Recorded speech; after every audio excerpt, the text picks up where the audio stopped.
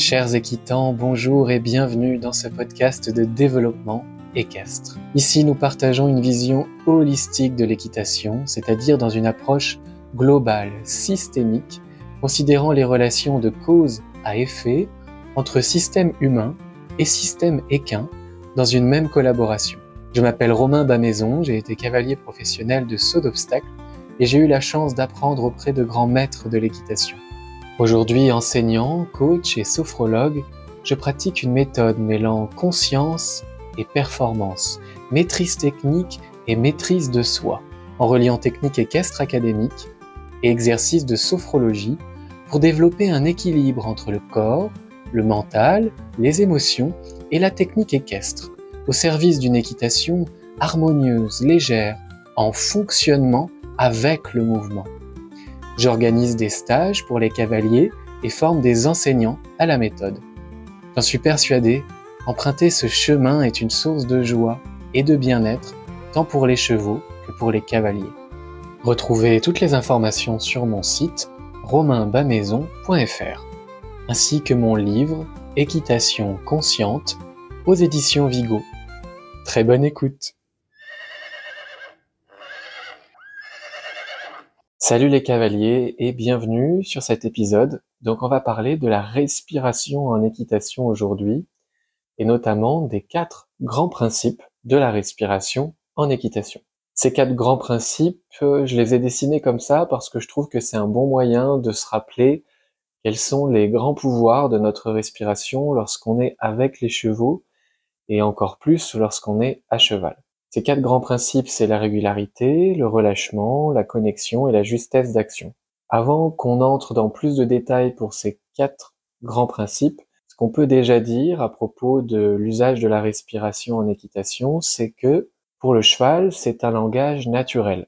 En troupeau, ils s'écoutent entre eux, ils écoutent leur respiration et ça leur donne des informations sur le niveau de sécurité environnant et sur finalement l'état émotionnel du troupeau, la nécessité ou non d'être alerte, de fuir, de réorganiser le troupeau dans l'espace et notamment peut-être du coup de se mettre en mouvement. Donc finalement, quand on est avec les chevaux, sans le savoir, quand on respire, on leur parle. C'est pourquoi on a tout intérêt du coup à amener un peu de conscience au niveau respiratoire et à travailler notre maîtrise de ce langage respiratoire. La respiration, elle est aussi très liée chez nous à notre système nerveux végétatif. Donc le système nerveux végétatif ou autonome, c'est celui qui va gérer toutes nos fonctions automatiques, comme la respiration. Dans le système nerveux autonome, il y a 2 grandes branches. Il y a le système nerveux sympathique et le système nerveux parasympathique. Le système nerveux sympathique, c'est celui qui va préparer à l'action, à un stress plus ou moins élevé pour se mettre en mouvement, agir, engager le corps. Et le système nerveux parasympathique, c'est celui qui va accorder la détente, le repos, le relâchement. Et on pourrait dire en équitation qu'il va aussi faciliter la notion de neutralité dont je parle beaucoup. Ce qui est chouette, c'est que la respiration, c'est le seul acte automatique du corps sur lequel on a une action directe. On a aussi des actions sur tous les autres systèmes autonomes, comme le système cardiaque, mais en réalité, on passe par la respiration pour agir sur le système cardiaque, par exemple. Donc du coup, la respiration, c'est chouette, c'est un outil naturel, automatique, et quand on en a envie, quand on en a besoin, on peut s'y brancher, agir dessus pour aller générer soit justement une mise en action, augmenter notre dynamisme, notre tonicité musculaire, notre engagement avec le système nerveux sympathique qui va s'activer, notamment grâce à l'inspiration, si on doit schématiser. Ce qui va activer notre système nerveux sympathique, nous mettre en action, c'est notre inspire. Ça va nous aider vraiment à nous mettre en mouvement, à nous tonifier et à finalement envoyer de l'énergie, faire monter le niveau d'énergie en nous et qui est perçu par le cheval. A contrario, avec le système nerveux parasympathique, c'est plutôt l'expiration qui va nous aider à générer du relâchement, de la détente, à détendre nos muscles et du coup à faire baisser notre niveau d'énergie, ce qu'on envoie. Ça sera aussi perçu par le cheval. C'est pour ça qu'en cohérence cardiaque, généralement, on se sert de l'inspire plutôt pour dynamiser et de l'expire plutôt pour détendre. Et quand on vient faire des exercices de cohérence cardiaque pour aller diminuer l'angoisse, diminuer le stress, générer de la détente, on va avoir généralement des temps d'expire qui sont plus longs que des temps d'inspire. Voilà ce qu'on peut dire pour introduire notre sujet, la respiration en équitation. Maintenant, le premier principe, c'est le principe de régularité. C'est assez simple. L'idée, c'est de se dire que si on a envie d'avoir un cheval qui a des allures régulières, amples et régulières, eh bien nous, on doit avoir une respiration tout aussi ample et régulière. Pas que la respiration, on va aussi effectivement y avoir tout le fonctionnement corporel, mais là aussi, on va voir que c'est en partie lié à la respiration avec nos autres principes. Donc comme le cheval est à l'écoute de notre respiration, souvent, ce qu'il va faire, c'est qu'il va se synchroniser ou au moins être influencé par notre rythme respiratoire. Donc si on a envie d'avoir un cheval qui soit régulier, eh bien, entraînons-nous à avoir une respiration régulière. Notamment dans les moments insécurisants où le cheval peut se tendre un peu, être sur l'œil. C'est des moments où finalement il va modifier son attitude, modifier son allure, potentiellement la cadence de son allure, en tout cas le rythme de ses allures, notamment s'il voit un truc effrayant, et de revenir à une respiration ample et régulière, ça va donner une information au cheval de tout va bien, on est en sécurité, et du coup on va agir à nouveau sur la régularité de l'allure, mais aussi on pourrait dire qu'on va influencer la régularité du comportement. Deuxième principe de la respiration en équitation, c'est le relâchement. Principe de relâchement. Le cheval, il est extrêmement sensible à tout ce qui est non-verbal chez nous, et ce qui est vocal aussi, donc la manière dont on va parler, et notamment du coup les sons que l'on va émettre, et notamment la respiration qui va émettre des sons. Quand on va agir sur notre respiration, on va aussi agir, on pourrait dire, sur notre fréquence vibratoire, sur l'énergie que l'on va dégager. Et évidemment, si on a une respiration saccadée ou très courte et très tonique, on va envoyer des informations vibratoires qui sont différentes de si on a une respiration un peu plus ample et plus étirée, je dirais. Le principe de relâchement, il est très intéressant également parce que ce qu'on peut dire, c'est que avec la respiration, et on l'a vu en introduction en parlant du système nerveux, on va pouvoir agir sur notre état de tonicité musculaire et aussi sur notre disponibilité articulaire.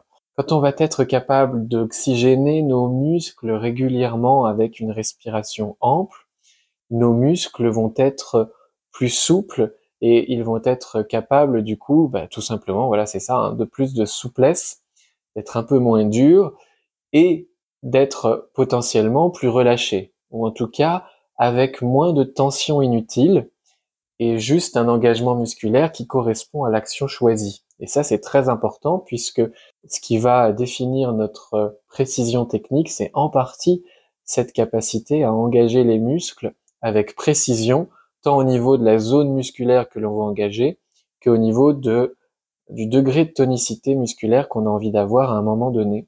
Et puis une action juste, c'est aussi une action qui se relâche aussitôt qu'elle a été émise en équitation. Les chevaux ont un réflexe d'opposition, donc si on prolonge une action, ils vont tout simplement se coller en quelque sorte, s'appuyer en quelque sorte sur cette action prolongée. Et c'est un peu comme nous, si y a quelqu'un qui vous pousse d'un coup, juste une seconde, ça risque effectivement de vous faire bouger. A contrario, s'il y a quelqu'un qui met la main contre vous en poussant pendant plusieurs secondes, voire plusieurs minutes, vous allez vous appuyer contre pour conserver votre équilibre. Avec les chevaux, c'est pareil. Donc, le principe de relâchement pour la respiration, c'est que quand on est capable, par exemple, de faire une expire, on va être capable de générer du relâchement chez nous et chez le cheval. Et quand on va être capable de revenir à une respiration ample et régulière après une action particulière, comme par exemple une transition montante où on va plutôt inspirer, si ensuite on est capable tout de suite après cette action qui peut s'accompagner d'une action de jambe, d'une pression de mollet, si on est tout de suite capable de revenir à la neutralité et à une respiration ample et régulière, finalement on revient au relâchement. Quand on est capable aussi d'avoir cette respiration ample et régulière et d'oxygéner notre corps finalement, et de réguler notre système nerveux entre action et non-action, entre engagement et détente, on va aussi être capable de redonner de la mobilité à nos articulations. Et le liant en équitation, la capacité à suivre les mouvements du cheval, à les respecter, voire à les valoriser, elle est très liée à cette capacité de donner de disponibilité articulaire, de suivre le mouvement du cheval avec nos épaules et nos coudes mobiles, et d'amortir le mouvement, l'inertie du mouvement qui est généré avec les chevilles, les genoux et les hanches. Voilà. Ce que j'ai envie de dire aussi dans ce deuxième principe de relâchement, c'est que être capable de générer de la détente par la respiration, c'est au service de la sécurité. On l'a vu en introduction, et avec le principe de régularité, notre respiration, elle va envoyer au cheval des informations de sécurité de l'environnement, ça va dire finalement, voilà, tout va bien, ne t'inquiète pas, moi je suis détendu, je t'envoie les informations de l'environnement n'est pas dangereux. Lorsque le cheval s'emballe, voilà, il a peur, il fait un écart, il prend le galop alors que vous ne le souhaitiez pas, ou il développe une allure vraiment trop importante, être capable de générer de la détente en revenant à une respiration régulière, et notamment en accentuant et en allongeant l'expire, c'est au service de votre sécurité parce que ça va accentuer la demande de ralentissement. Petit à petit, si vous êtes assez rigoureux avec vous-même et que vous utilisez votre respiration dans les transitions, et notamment l'expire dans les transitions descendantes, la réponse va être de plus en plus rapide chez le cheval de OK, mon humain, mon cavalier expire, donc je dois ralentir, tout va bien, on revient au calme. Et c'est génial parce que grâce à la respiration, on peut revenir à la sécurité, reprendre du contrôle, réinfluencer l'allure et notamment la ralentir par la détente, par le calme. Versus quand on n'utilise pas notre respiration, on va plutôt avoir tendance à s'accrocher aux rênes et finalement à ajouter une tension inquiétante sur les tensions actuelles. Donc on le comprend bien, c'est contre-productif, à la fois techniquement, puisqu'on dégrade l'allure, on dégrade aussi souvent le rapport à la main, la rondeur du cheval et son fonctionnement, et puis c'est aussi contre-productif pour la relation, parce que quand il y a contraction, il y a inquiétude, et du coup ça peut empiéter à force sur la confiance que le cheval va avoir en son humain, et la confiance que le cavalier a en son cheval aussi. Donc vraiment, entraînez-vous à utiliser votre respiration dans vos transitions. Inspirez pour les transitions montantes, expire lente pour les transitions descendantes. Et quand vous avez un cheval qui est un petit peu frais, voilà, un peu tonique, et que ça pourrait vous mettre en insécurité, revenez à une respiration ample et régulière. Entraînez-vous à allonger l'expire dans chaque respiration, et du coup à relâcher un peu vos muscles, à redonner de la disponibilité dans vos articulations, et voyez ce que ça change chez le cheval. Normalement, ça va vraiment générer de la détente, du ralentissement, et du coup, on se rend compte qu'on peut conserver l'harmonie en reprenant du contrôle. Le troisième principe, c'est le principe de connexion. Quand on respire amplement et régulièrement, on l'a vu, le corps se relâche, les muscles deviennent plus souples, et finalement, on devient davantage capable d'épouser les contours du cheval sans le presser. J'aime bien utiliser la métaphore de la poupée russe ou du tupperware. La métaphore de la poupée russe, c'est dire que en fait le cavalier il doit être comme une grande poupée russe qui est posée autour d'une plus petite poupée russe qui est à l'intérieur. Et toutes les poupées russes sont de la même forme, c'est-à-dire que la poupée russe qui est plus grande et qui englobe l'autre, elle est autour, elle a la même forme, mais elle ne casse pas, elle ne presse pas la poupée russe qui est à l'intérieur. Donc c'est un peu cette idée. Ou la métaphore du tupperware de dire que le cavalier, c'est un grand tupperware qui est posé au-dessus, autour d'un plus petit tupperware. Voilà. J'espère que ces métaphores vous parlent. Donc il y a vraiment cette idée-là de pouvoir épouser les contours du cheval en harmonie, sans tension inutile, sans presser, quand on n'a pas envie de presser le cheval, tout simplement. Ce principe de connexion, il est aussi très lié au principe de neutralité. Donc, en fonction de notre posture physique sur le cheval, la manière dont on se place, j'en parle beaucoup dans un épisode du podcast sur la position du cavalier, les bases académiques, et les méditations guidées que j'ai fait là-dessus, sur position du cavalier relâché, pardon, et cavalier centaure. La respiration, en plus de cette posture corporelle, va venir vraiment nous aider à être dans cette non-action, dans cette neutralité, ce qui va améliorer notre connexion. Quand vous avez une difficulté avec le cheval se traverse, le cheval sort de la main, le cheval devient rigide, dur. Le premier réflexe que vous devez avoir, c'est de revenir à du relâchement pour revenir à de la connexion.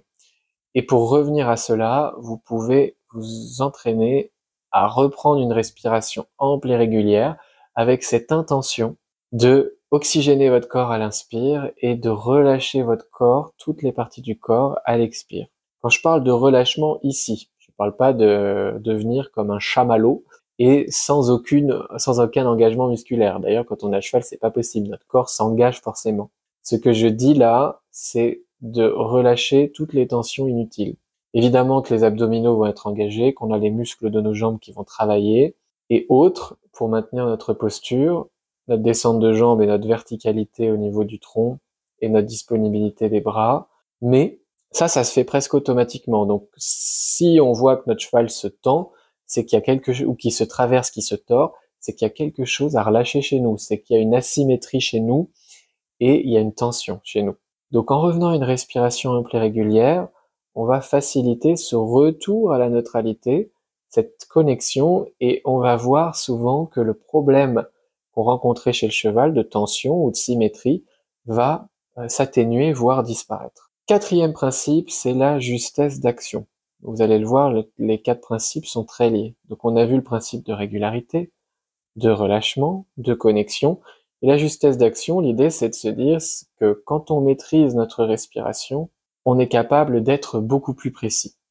Déjà, ce que j'aime bien dire, c'est que savoir faire, c'est aussi savoir ne pas faire. Savoir demander quelque chose, c'est savoir ne pas le demander. Ça paraît évident, mais en même temps, on se rend compte, nous tous, quand on est à cheval, et encore plus quand on voit des cavaliers qui ont des difficultés, c'est que ils sont constamment en train de dire des choses à leur cheval sans le savoir. Il y a plein d'informations contraires entre la main, la jambe, l'assiette, et du coup aussi le niveau de tonicité musculaire. Et finalement, du coup, il y a un espèce de brouhaha qui stresse énormément le cheval, qui l'empêche de fonctionner correctement, de prendre le temps de se déplacer, de s'organiser, de réfléchir à ce que on lui demande vraiment, parce qu'il y a aussi tout ce brouhaha autour, et en fait le cavalier comprend pas la réaction du cheval, mais c'est simplement qu'il est en train de lui faire plein de demandes simultanées, et ça crée énormément de confusion. La respiration, par son action euh, sur les muscles et sur le système nerveux, et donc sur nos principes de régularité et connexion notamment, la respiration va venir nous aider à être plus juste, plus précis, plus incisif dans nos actions, et plus juste aussi dans notre non-action et notre capacité tout simplement à être avec l'allure, à rendre nos muscles et nos articulations disponibles au mouvement du moment. On l'a vu aussi notamment dans l'introduction avec ce principe de système nerveux, sympathique, parasympathique, l'inspire qui active, l'expire qui détend, repose. Quand on apprend à utiliser notre respiration à cheval, du coup on va pouvoir orienter l'allure avec subtilité. En gros, comme je vous l'ai dit, inspire, allure montante, transition montante, dans l'allure ou interallure, expire, transition descendante, ralentissement, pour passer dans une allure inférieure ou en restant dans l'allure. Cette utilisation de la respiration en tant qu'aide naturelle subtile, elle peut se synchroniser tout à fait à une utilisation des aides naturelles classiques. Placement de bas de jambe, orientation des mains, orientation de notre centre, donc c'est-à-dire de notre bassin et de notre amplitude de hanche, et de l'orientation de notre poids du corps. Donc en fait, ça va venir ajouter des nuances encore plus subtiles à nos actions, et avec la respiration, on peut gagner en justesse et en subtilité parce qu'on peut substituer, bien sûr qu'on peut coordonner aux actions des aides naturelles, comme le placement de bas de jambe, mais on peut aussi substituer.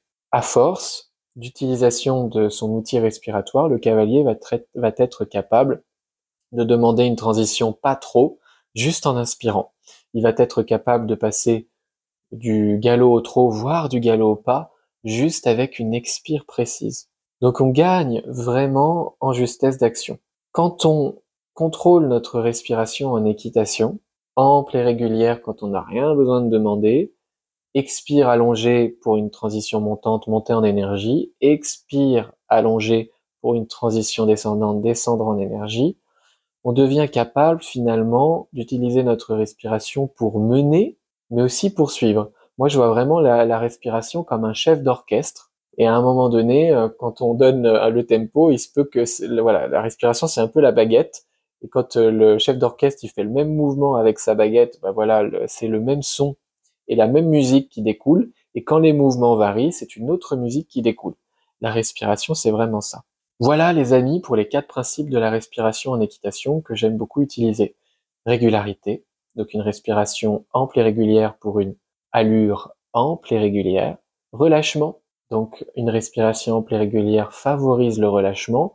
Une expire étirée favorise le ralentissement, le retour au calme. Principe de connexion, quand on respire profondément, on devient plus souple dans notre corps, les tissus deviennent plus moelleux, si l'on peut dire, et du coup, on va être capable de se connecter au cheval, de l'entourer sans pression inutile. Et enfin, le principe de justesse d'action, donc en fait, notre respiration va participer à la justesse d'action et de non-action. Une action est juste si elle est précédée et suivie d'une non-action. Et on a vu aussi qu'avec notre respiration, on va pouvoir avoir plein de nuances qui vont venir donner des indications différentes et subtiles, qui peuvent se suffire à elles-mêmes ou qui peuvent être jumelées à des actions corporelles, des placements d'aide naturels. Voilà, donc je serais curieux de savoir comment vous avez reçu cet épisode, la respiration en équitation. N'hésitez pas à commenter ici sur le podcast ou bien me contacter sur Instagram, Romain Bamaison Équitation. Je serais très curieux d'avoir vos retours. Généralement, les retours que j'ai, eh bien, c'est que c'est magique. Mais bon, en fait, c'est juste naturel qu'effectivement, ça marche. Ça marche avec tous les chevaux. Moi, pendant les stages, enfin, déjà quand j'étais cavalier pro et pendant les stages, j'ai vraiment monté des centaines de chevaux avec la respiration. Parfois des chevaux où le cavalier n'y arrivait pas à engager cette clarté respiratoire et qui croyait pas finalement au fait que ça allait marcher sur son cheval.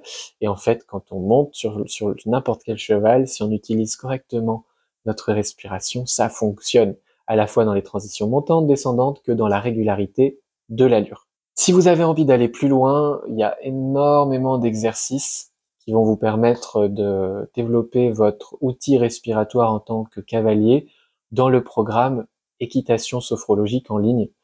Donc je vous invite à aller voir sur le site, puis je vais vous mettre le lien dans la description de ce podcast. C'est un programme très riche avec 54 exercices de sophrologie, plus un module sur la technique équestre académique et holistique, où je parle notamment de la respiration, mais pas que, de la posture, des articulations, des muscles et de l'usage des aides, tant sur le plat qu'à l'obstacle. Et il y a aussi un module sur le développement personnel du cavalier et de développer son état d'esprit d'excellence. Voilà, c'est une orientation vraiment à donner à notre esprit. Et dans ce module, il y a plein d'exercices à télécharger pour apprendre à analyser ses séances, à gérer les réussites, les échecs, à comprendre nos biais cognitifs, à comprendre l'ego et les jeux de l'ego, et plein d'autres clés. Voilà. Allez, je vous laisse là-dessus, je vous dis à bientôt pour un nouvel épisode, et je vous souhaite beaucoup de précision respiratoire dans votre équitation. Bye bye.